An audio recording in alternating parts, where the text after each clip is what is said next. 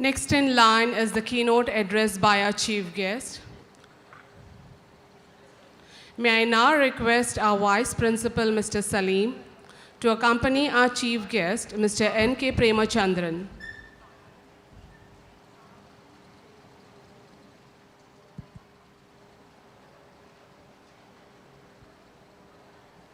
Mr. M.K.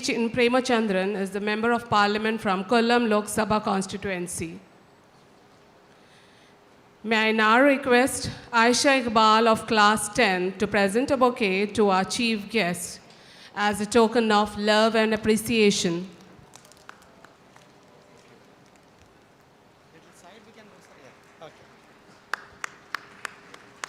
Give a big round of applause, everyone. Thank you, Aisha.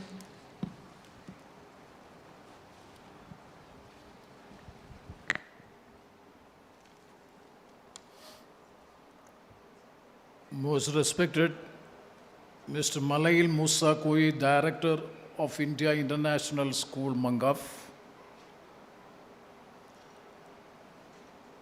the guest of honor, and he has done a wonderful speech paying tributes to the stalwart Janab P.A. Ibrahim Haji, that is none other than the former Minister of Kerala and is a great son of a great leader, Janab C.H. Muhammad Koya, Dr. M.K. Munir, the Member of Legislative Assembly of Kerala State, and Faiz Ahmed, the former principal of this institution, Ajil Ibrahim, the great son of P.A. Ibrahim Haji, and the school principal, vice principal, teaching faculty, and dear students and other dignitaries.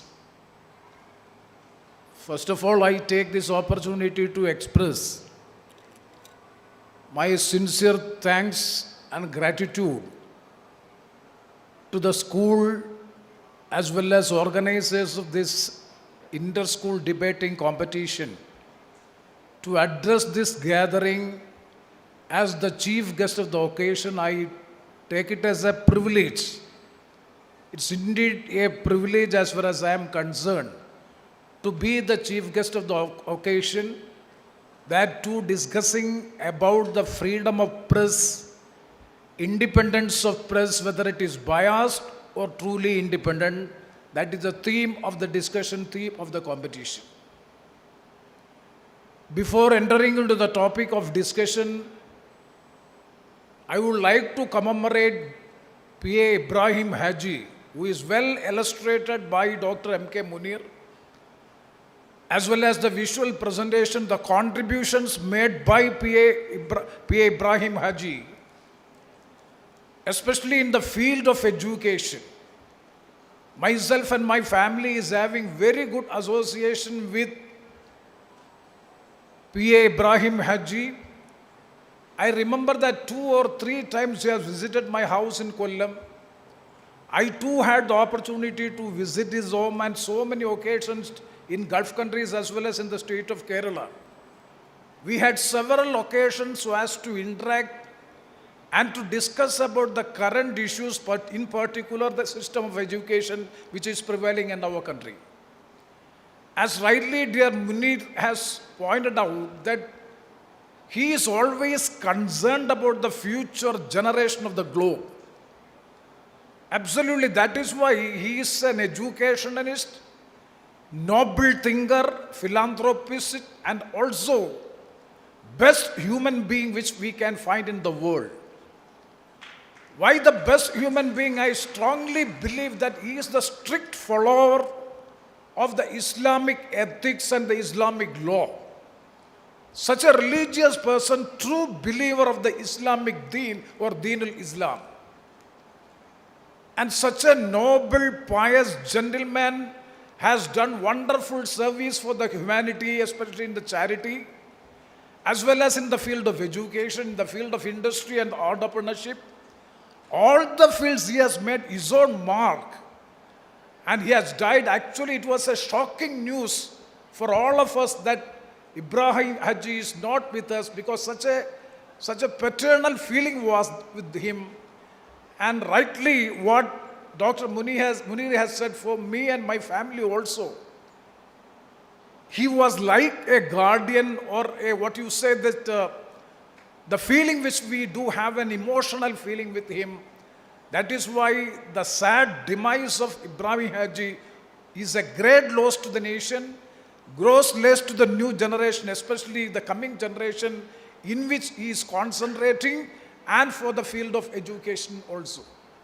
So in such a situation, I also pay my tributes to the loving memories of P.A. Ibrahim Haji, who is the founder of the India International School, Mangaf, and so many other educational institutions. Such a wonderful, exemplary contribution to the society can never be ignored or can never be forgotten in such a personality. Once again, I take this opportunity to pay my tributes to the loving memory of P.A. Ibrahim Haji.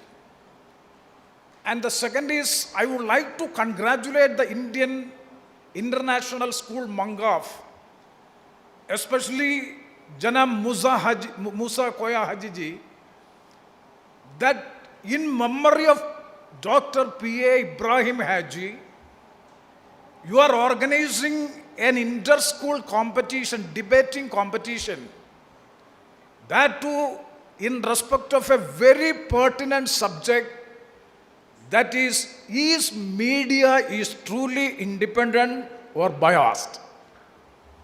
That is a topic of the discussion.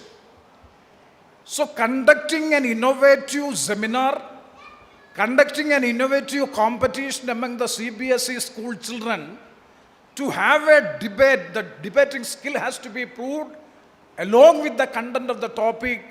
And myself and Munir, we both of us have yesterday had the opportunity to witness the competition. I would like to place it on record, the appreciation, the way by which the students, the new generation has expressed their skill in the debate, especially in the subject of the freedom of press and this subject. We were actually surprised to see that the way by which the debate skill is being built on the students, on the coming generation, for and against. And those who are arguing for the freedom of the press or for whether it is right or not, and similarly putting questions, cross questions, examinations, everything. So it is really surprising as far as we are concerned. Why? Because our new coming generation is updated with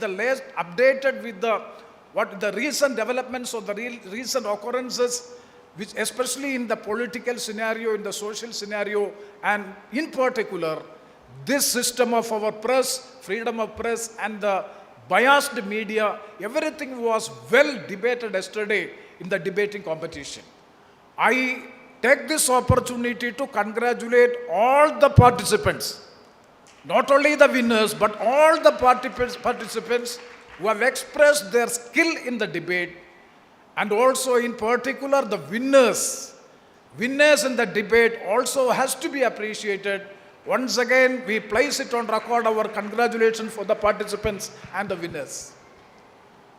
And the subject which you have selected is very, very interesting. As far as a politician or a legislator like me, a parliamentarian like me, it is very, very interesting that the subject matter, maybe the subject or the topic was selected because of the director of this institution, Malayil Musa Koya ji.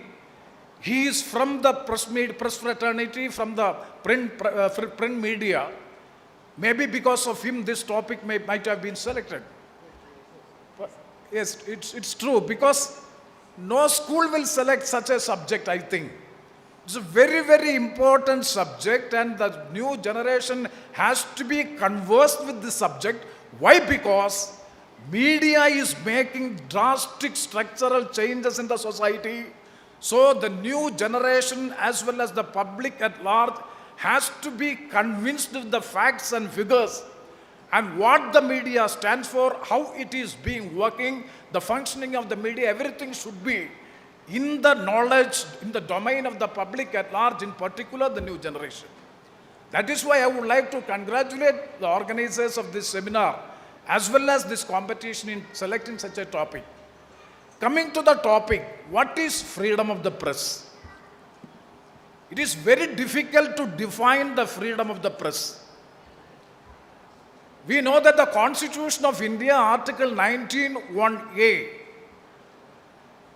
the constitutional students may be knowing that 19(1)(a) is part 3 of the Constitution, the fundamental rights, the heart and soul of the Constitution of India is part 3, that is the fundamental rights of the citizens and the people living in India, in which 19 clause 1 subclause A of the Constitution provides for the freedom of speech and expression.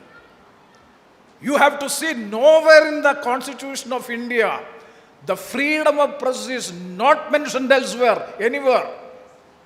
Even in Article 19(1)(a), there is no mention of freedom of speech and expression. But it is embodied in Article 19(1)(a). Dr. Baba Saheb Ambedkar, who is the drafting committee chairman of the Constitution, has unequivocally said, I quote, "No special mention of freedom of press is required, as the press is equivalent to an individual or citizen as far as the right of freedom of speech and expression is concerned," unquote.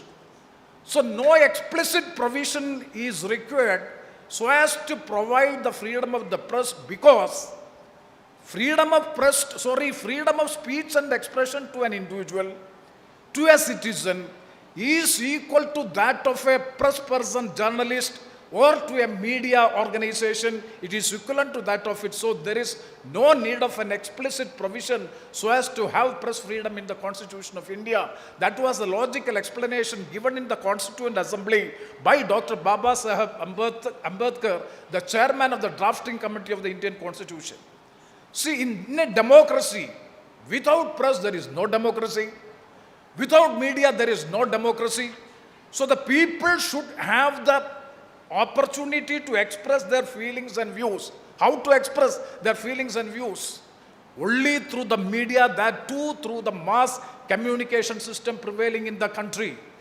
See, the press, the powerful medium of mass communication should be free to play its role in building a strong, vibrant democracy.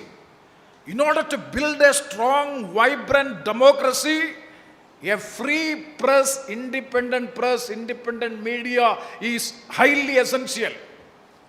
See, denial of freedom of press would undermine the power to influence the public opinion. The public opinion is formulated through the means of mass communication media system. If there is no free, independent press or media is not allowed, it is very difficult to mobilize the populistic opinion, the people's opinion, the views, the will of the people will be lost. What is meant by parliament? Parliament means it is the will of the people. How the will of the people is being determined? The will of the people is determined only because of the mass media communication, or the way by which now we are having the digital media, social media, visual media, print media, all those medias are there. But still, the role of media is very, very important in order to highlight the public opinion so as to formulate the policies and programs of the government. This is highly essential. See, in two famous cases, you might have studied, that Ramesh Thapar versus State of Madras and Brij Bhushan versus State of Delhi. The Honorable Supreme Court unequivocally said that 19(1)(a), Article 19(1)(a) is enough as far as the freedom of press is concerned. This will be one of the ingredients of Article 19(1)(a). Further, the Supreme Court has held that the freedom of speech and expression includes the propagation of ideas that is ensured by the freedom of circulation also. That is why the framers of the Indian Constitution was damn sure, or they were very, very sure that 19(1)(a) includes the freedom of press also. But in US Constitution, United States Constitution, subsequent to the formation of the Constitution of United States of America, The First Amendment took place in which they have made a specific provision in the Constitution that no law or legislature can curtail the freedom of press. Such an explicit specific provision is incorporated in the First Amendment Act of United States of America. So there also you see the freedom of press is well explicitly explained. Now let us see what is freedom of press, because whether the media to be independent or fair or biased, if we want to examine first, we have to understand what is the freedom of press. I would like to make some quotings. Number one is regarding Jefferson Davis, the former president of United States of America. You please see his quotation, his speech. I would like to quote, where it left me to decide whether we should have a government without newspaper. This was in the year 1880, 1860, during those period. Once again I quote, where it left me to decide whether we should have a government without newspapers or newspapers without government, I should not hesitate a moment but to prefer the latter, unquote. And if you are asking me a question whether you prefer a government without newspapers or a newspapers without government, Jefferson says that then definitely I will prefer newspapers without the government. That is the importance of the media, that is the importance of the press. At those times, only we are having the newspapers. See, Pandit Jawaharlal Nehru, the architect of the modern India, what he has suggested regarding the freedom of press, I quote, I would rather have a completely free press with all dangers involved in the wrong use of that freedom than a suppressed, regulated press, unquote. Though there are misgivings, misuse of the freedom of speech and expression, misuse of the freedom of the press, even though it is being misused, even then I am ready to adjust or I am ready to accept that the freedom than a suppressed, regulated press. Let we have a media, though it is being misused. That was the observation given by Pandit Jawaharlal Nehru, the first Prime Minister of India. The Voltaire, the French writer, he has said, I would like to quote, I do not agree with a word you say. I do not agree a word with you. Sorry, I do not agree with a word you say, but I defend to death your right to say it, unquote. Once again I will quote, I do not agree with a word you say, but I defend to death your right to say it, unquote. I am not agreeing with you for so many your observations or your point of view, but I will die for protecting the right to say that observation by you. This was the observation. This is the freedom of press. But unfortunately, during the time of Madam Mrs. Srimati Indira Gandhi, the former Prime Minister of India, she is having a distinctive view regarding the freedom of press. See, when Mrs. Gandhi addressing the International Press Institute Assembly in New Delhi in 1966, immediately after assuming the office in November 15, she blamed the press and said, I quote, how much liberty should the press have in a country like India, which is engaged in fighting war against poverty, backwardness, superstition and ignorance, unquote. So this is another view advocated by Srimati Indira Gandhi, and so many like-minded persons have advocated this view also. See, 9 years later, that is 1966, this has happened. This statement has happened in the Press Institute, and 9 years after, Madam Srimati Indira Gandhi has declared emergency in India in the year 1975, curtailing the freedom of the press. So why I have quoted all this, and series of Supreme Court judgments. I am not going to all those very relevant Supreme Court judgments in respect to the freedom of press. Series of full bench judgments, the constitutional bench judgments are also there. In short, the Supreme Court has held the freedom of press is the heart and soul of social and political intercourse. Freedom of press is highly essential for the proper functioning of a healthy democracy.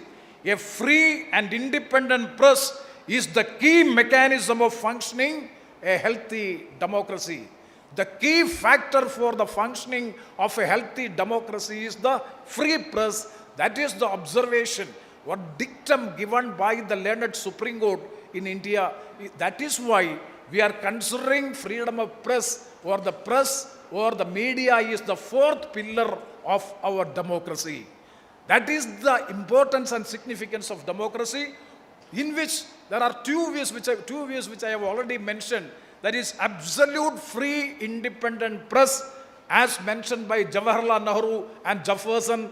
Absolute and independent, unlimited, uninterrupted power and freedom to the press. That is one view advocated. And another view is that absolute freedom and liberty shall not be provided to the press, especially when we are meeting with challenges. It is not able to achieve the goals when the press is given absolute, unlimited, uninterrupted freedom is given.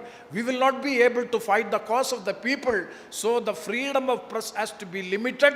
These two schools of thoughts were there. I would like to suggest that absolute liberty and freedom should be provided to the media, but with reasonable restrictions as enunciated in Article 19.2 of the Constitution. See, Article 19.2 of the Constitution is very clear. Absolute freedom of the press is given, but at the same time, reasonable restrictions were imposed on the freedom of press and the freedom of speech and expression, so to protect the sovereignty and integrity of India, to protect the security of India, to protect the decency, defamation, and so to morality and so many other cases. Reasonable restrictions can be imposed on the freedom of the press, on the freedom of speech and expression. That is accepted in our Constitution. And I would like to say that Article 19(1)(a) is the manifestation of these rights, which is clearly explained in our Constitution. That means if you are curtailing the freedom of press, you are curtailing or you are infringing the fundamental rights of the citizen of the country. It is against the Constitution of India. Media operates as the trustworthy agent of the people. Media is the agent of the people, trustworthy agent of the people. The voice of the people is highlighted through the media. Then only we can say media is working in a responsible manner. If it is a trustworthy agent of the people, we can very well say that media is acting in a responsible manner. But quite unfortunate to note and explain that nowadays most of the medias are forgetting or neglecting the core responsibilities for some other considerations. What are the some other considerations? So we have to critically introspect regarding the freedom of press. When we allege, when we blame the government and the state regarding the curtailing of the freedom of the press has also critically evaluated the situation prevailing as far as the freedom of press is being used. Because the some other consideration, number one, is for political considerations, that is biased media, and to the desire for generating unreasonable profit, that is another one. Likewise, it is not a proper functioning of the press or the media. That will lose us the sanctity of the press, and they cannot say that the media freedom is under threat. These are not responsible. It is not the responsible media functioning. So media functioning without compromising the core values are entitled to the privilege of the freedom of press. There, those who are acting in a different way, then the media itself is compromising with the media freedom. So in one way, media itself, because of their activities, they are compromising with the media freedom or the press freedom. That also has to be taken into account.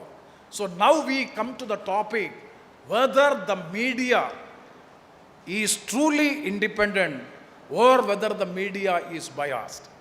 If this is the freedom of the press and this is the role of responsibility of the press to be observed, then we have to critically evaluate on the basis of the political, social situation prevailing in the globe as well as in our country, India, whether the media is independent, truly independent, or whether the media is biased.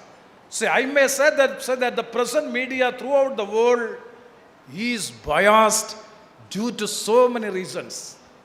The first reason which I would like to highlight is threat from the state, directly and indirectly. The state in the sense, the government, the authorities. The biggest challenge the press is facing, the media is facing is challenge, threat from the government, from the state. How? You know, in India, I am not explaining any of the recent experiences which is happening in our democratic country in India, because the state is trying to have absolute control over the media. Directly and indirectly, the state want to control, absolute control over the media. It is not good for a healthy democracy. See, investigation by the Enforcement Directorate, Central Bureau of Investigation, income tax officials, so many things, investigation in a way pressurizing the media house to align with the government, not to oppose the government. The dissent views shall not be published. All the views, news, expressions, everything should be in consonance with the policy and program of the government. Is it good for a healthy democracy? And to curbing the power of media through so many legislations. Due to paucity of time, I am not going to the examples. And further, not giving any advertisements to the press, to the media. By that way, financially, the press will be in trouble. And so many other means, by hook or crook, nowadays the government is trying their level best to make all the medias, whether it is print media or electronic media, under their control. The second aspect is the post-neoliberal globalization. See, we are all nowadays supporting the globalization. Okay, I am having a distinct, different view in respect to the globalization. If you critically examine the 25 years or 27 years of the neoliberal structural economic reforms aggressively pursued by the Indian rulers or the Indian government, if you see, the commercialization has become the order of the day. Everywhere. Because survival of the fittest is the philosophy on globalization. Survival of the fittest. Because in a market economy, you cannot survive without competition. And in the competition you have to survive, you should be the fittest to be there in the market. This is the philosophy which we are pursuing all these years. That is aggressively we are pursuing the policies of the neoliberal economic reforms. Definitely it will reflect in the media also. Because commercialization, making maximum profit, that is the total motto of the press, then the basic ethical values of the media will be losing. So, a key player in promoting the culture of competitive market, and thereby the media is also getting benefit. See, most of the corporate houses throughout the globe, if you examine in America, Britain, in Europe, in every countries, most of these media houses are being owned, controlled and regulated by the corporate business houses. So the interest of the business houses and the corporate houses will be reflected in the media. Instead of an independent, fair view will never be published in the media.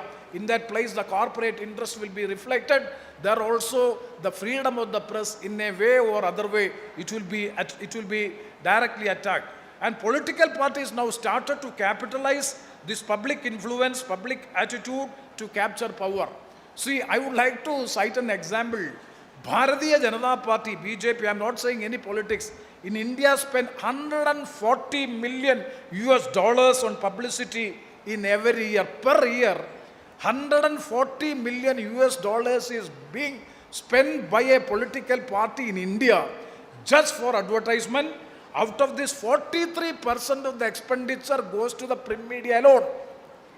43% of the total $140 million goes to advertisement in print media in the newspapers.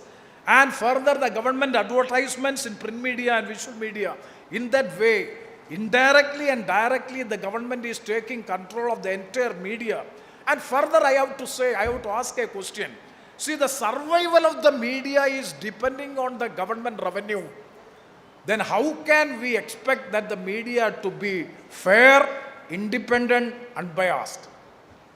How can we expect that the media should be fair, independent, and unbiased if the government or if the media, the press is depending on the government revenue? It is practically impossible. That is why I would like to say, see, another statistics I will say, currently 36% of the daily newspapers earn over half of their total income from the government of India and the TV channels. 36% of the daily newspapers, their gross income, more than half of the gross income is from the government of India. Then how can you expect that the print media and the visual media be independent so as to express the views of the poor, marginalized, and the violation of the human rights? How you are expecting that that will be published or telecasted? In such a situation, I would like to say that it is practically not possible to have an unbiased media in the peculiar political situation prevailing in our country. It is practically impossible to have a free, independent media without any bias. See, the highly biased media is well evident during the COVID-19 pandemic. See, during the COVID-19 pandemic period, a study of 30 Indian newspapers and 41 TV channels with the largest viewership rates in the country confirmed the existence of rampant media bias in India. Rampant media bias in India was well evident during the time of COVID-19 pandemic. The right of the people are taken away. The democratic right of the people are taken away, and what has happened, nobody knows. So rampant bias have taken place. This is independent report says. So this is the situation. So it is not practically possible to have an independent media without any bias. That is my independent observation I would like to make. And another reason is crimes against the press. See, the crimes against the press and journalists is increasing like anything. See, the IPI Death Watch 2021 report, the report said that at least 45 journalists were killed in 12 months. India is among the top 4 countries with most number of deaths on record. In 2021, Mexico, Afghanistan, third comes India, and then DRC. See, in between 2017 to 21, 138 cases of assault and attacks against journalists in UP alone. In Uttar Pradesh alone, 12 journalists were killed when they were on duty. I am not mentioning any name. The Committee to Protect the Journalist and International Organization, CPJ, according to their observations and assessment, the year 2017 recorded findings of jailed journalists reaching 262. Turkey, China, Egypt account for more than half of the global jailed journalists. In 2019, 25 journalists were murdered when they were on duty. So journalism, we are talking of the free press, we are talking of the unbiased press. To strengthen the democratic values, free press, independent press is required. When we are talking of the free press and independent, unbiased media, you have to see that the profession of journalism has become a hard, risky job. They are constantly in fear of losing their lives or getting harmed. This is the situation prevailing. How can we expect that media be unbiased? In such a scenario, how we are able to have an independent, unbiased media? See, the another reason is raids, arrest and hostile takeovers. See, hostile takeovers, Dr. M.K. Munir, he is also from the press fraternity. After Asianet, actually the populistic channel propagated in Kerala, having populistic support was there, the India Vision. Dr. M.K. Munir was the chairman. See, he has rightly pointed out in this public audience that I am not able to continue because I am not able to have an independent observation or independent media to survive an independent media. This is a position. See, NDTV, you see the first English news channel 24/7 in India. They were almost, I will never say neutral, but they were aggressively criticizing the government for the anti-people policies. They were fighting against corruption, and they stood for the values of secularism and democracy. They stood for the secular democracy. What has happened? They were not biased. Yes, they were biased. For what? They were biased for the secular credentials of the country. They were biased for fighting against corruption. They were biased for protecting the values of democracy. They were biased for protecting the secular democratic republic fabric of India. What happened to that NDTV? Now NDTV is being taken over by Gautam Adani Group, against whom the Hindenburg report has come from United States of America, Hindenburg report. And what is it? How is it? I need not explain. See what has happened in 2014? All these years are very, very important. This has happened in 2022. NDTV was taken over by 2022. In 2014, after assuming this government in office, immediately after that, Network 18, that is News 18 channel, Network 18 was taken over by Mukesh Ambani. So those who writes reports against anybody, it is very difficult to survive even in Indian media fraternity. So so many harassment against the latest journalist arrested was Irfan Maharaj from Jammu Kashmir. Siddiq Kapan's case, Kerala, we know it very well. Siddiq Kapan's case, how many months he was put in jail? What was the crime he has done? To expose the truth of incidents which took place in India. See, this is the situation. In such a situation, these crimes, intimidation, definitely will have its own impact in the democratic system. And another point which I would like to make is intolerance to hear the voice of dissent leads to dictatorship. See, the right I would like to appeal to all the students, what is democracy? Democracy, we all know the explanation, democracy for the people, by the people, of the people.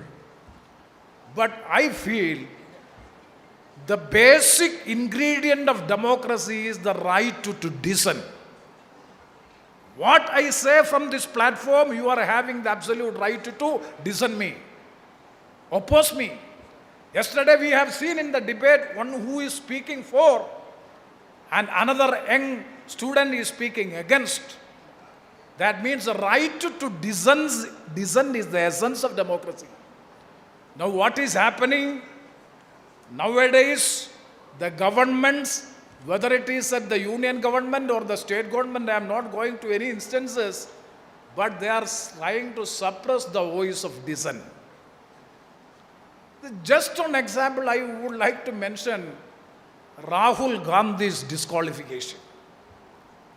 I am not going to the details, because the first session of the parliament, budget session, was in the month of February. He made an eloquent speech attacking the government of having unholy nexus with the government and one of the big corporate in the country, and he has made some specific allegations against the Prime Minister for having unholy nexus with the corporate houses. The second session of the budget started in the month of March. You see, from the first day onwards, the entire house, proceedings of the house were disrupted, none other than by the treasury benches. Consecutively for 7 days. No business is transacted. What is the reason? Rahul Gandhi has to apologize to the people because he has made a speech in London regarding the democracy is under threat in India. 2 days after, police has come to the house on a reason that he has made a speech during the Bharat Jodo Yatra in Jammu Kashmir that a girl is raped. 3 days after, Surat Chief Judicial Magistrate has issued a verdict, a judgment. Chief Judicial Magistrate of the Surat Court issued a magistrate that he has made a speech in 2019. We are talking of freedom of speech and expression. fundamental right, the heart and soul of the fundamental right. Article 19(1)(a). He has made a speech in Kolar 2019 in Karnataka during the 17th Lok Sabha election. He has made some observation. Against that, the Chief Judicial Magistrate of the Surat has given a verdict giving maximum punishment under Section 499 and 500 of Indian Penal Code of 2 years for rigorous imprisonment and 15,000 fine.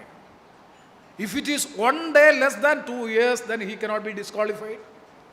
Within 24 hours from the date, from the verdict, the Lok Sabha Secretariat disqualified Rahul Gandhi from the membership of Lok Sabha. Within 24 hours, he is issued with a notice. Immediately, you have to vacate the house within 30th of March. And he has approached the Sessions Court, no stay. And very interesting fact is, if you go through the judgment, in the judgment, 5 Supreme Court judgments were quoted. All the Supreme Court judgments quoted by the Sessions Judge is in favor of Rahul Gandhi, but denying the bail. What is the reason? The appellant is not able to convince the court what are the consequences of taking away the membership in Lok Sabha. The irreparable loss and injury caused to the appellant, he is not being well convinced to the court. What is to be convinced? If your membership in Lok Sabha is taken away or disqualified, what are the consequences? Who does it know it? So this is the way. That means the dissent voice, dissent voice has to be suppressed. I think that this is not good for a healthy democracy. The right to dissent is the essential of our democratic system. And the 5th point which I would like to make is, the recently 3rd May was the International Day of Media. There, the Reporters Without Borders, this is an NGO, it is not a government organization, I do accept. But Reporters Without Borders, always they are assessing and evaluating the freedom of press prevailing in various countries across the world. See, they have submitted a report day before yesterday. That is on 3rd May 2023. See, the World Press Freedom Index. In the World Press Freedom Index, India's position is 161 out of 180 countries. And the interesting fact, dear students, you have to note, in 2022, it was 150. In 2021, it was 142. Even Afghanistan, like countries, are far ahead of us.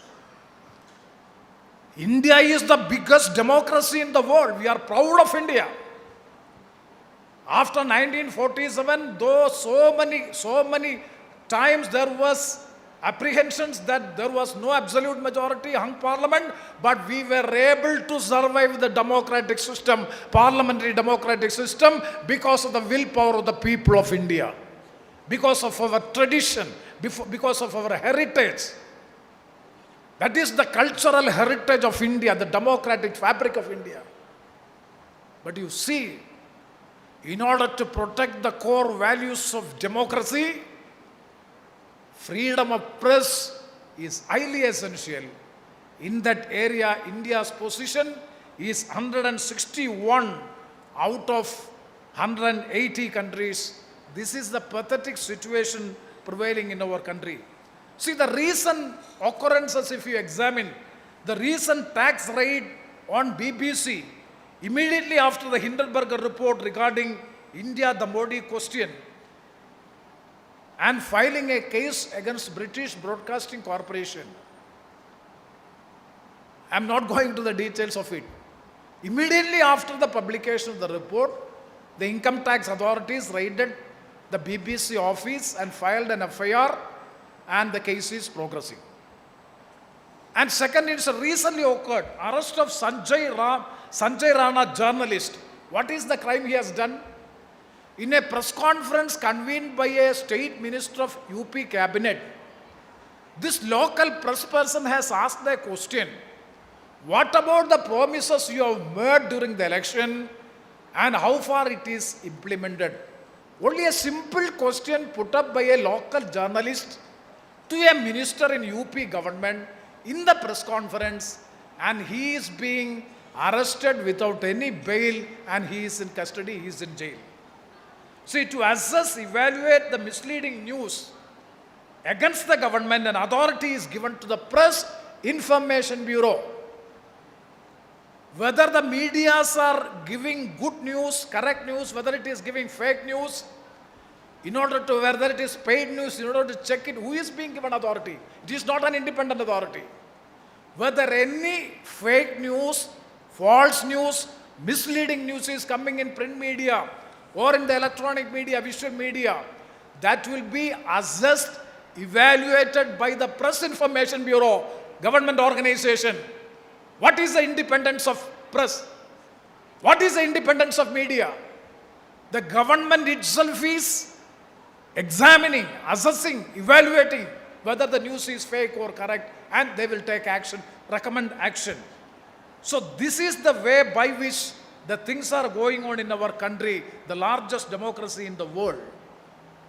But still, I am having some hope. Yes, India is the biggest democracy in the world. The cultural tradition of 5,000 thousands of years of our cultural tradition. If you go through the Vedas, if you go through the Upanishad, the Guru is telling something to the Shishyans or their disciples, and the disciples or the Shishyans, they are not simply following it, they are putting counter questions. All the Upanishads are debates, asking question, counter question. That is right to dissent. That is the essence of democracy. That is why I am saying that India got independent, though India got independent only in 1947 and became republic in the year 1950. But even years before, thousands of years before, we had the culture of democratic values. That is the culture of Indian democracy. So definitely we are not losing the hope. I think that the recent judgment of the Honorable Supreme Court in media on case, I request all the participants of the debating competition who have participated yesterday, kindly go through the judgment of media on's case judgment. In that judgment, the Honorable Supreme Court is saying that media cannot be forced to support the observations or the programs and policies of the government. Critical evaluation of the programs and policies of the government is not the reason to ban a media. And further, the Honorable Supreme Court has unequivocally said that it is the bound and responsibility and duty of the media to criticize the government and to make the government accountable to the people. This is the judgment of the Honorable Supreme Court. That is why I am saying that ray of hope is not lost. Still it is there. So my dear students, I would like to say that media on case gives us a ray of hope of protecting the freedom of media and thereby to have an unbiased media to strengthen the democratic fabric of our country, for which we have to be united, because freedom is for the new generation. The democracy should survive. If the democracy is to be survived, definitely the freedom of the press has to be protected, for which we have to fight for the noble cause for protecting the values of democracy by protecting the freedom of press, to have an independent press, unbiased press. Yes, we know expenditure revenue is required for running a newspaper or an visual channel, but that has got its own limits. But the basic values, the core values of the freedom of press has to be protected, and thereby we have to strengthen our democratic system. I firmly believe that yesterday's competition in memorial or to commemorate P.A. Ibrahim Haji, And the competition, the debating competition will definitely put light to the minds of the people, to the minds of the young generation, to light the thinking of the young generation so as to understand the latest precarious situation prevailing not only in India, throughout the globe. So definitely we have to come forward so as to protect the democratic values, so as to protect the future of the generation as dreamed by P.A. Ibrahim Haji. He was always concerned about the future generation. Definitely the subject, the topic which you have selected to discuss and compete in the debating competition absolutely come within the memory of P.A. Ibrahim Haji. Once again, I pay my tributes, is to pay my loving tributes to his memory, to his family members, to all the members. I convey our all these things, and definitely let this, once again I take this opportunity to congratulate the school and the participants for having such a wonderful competition and having a seminar on this current topic of free media or independent media, or it is a biased media. With these words, I take this opportunity to express my sincere thanks for having the patience to hear me this much of time and getting an opportunity to address this august audience. Thank you very much. I conclude with this. Thank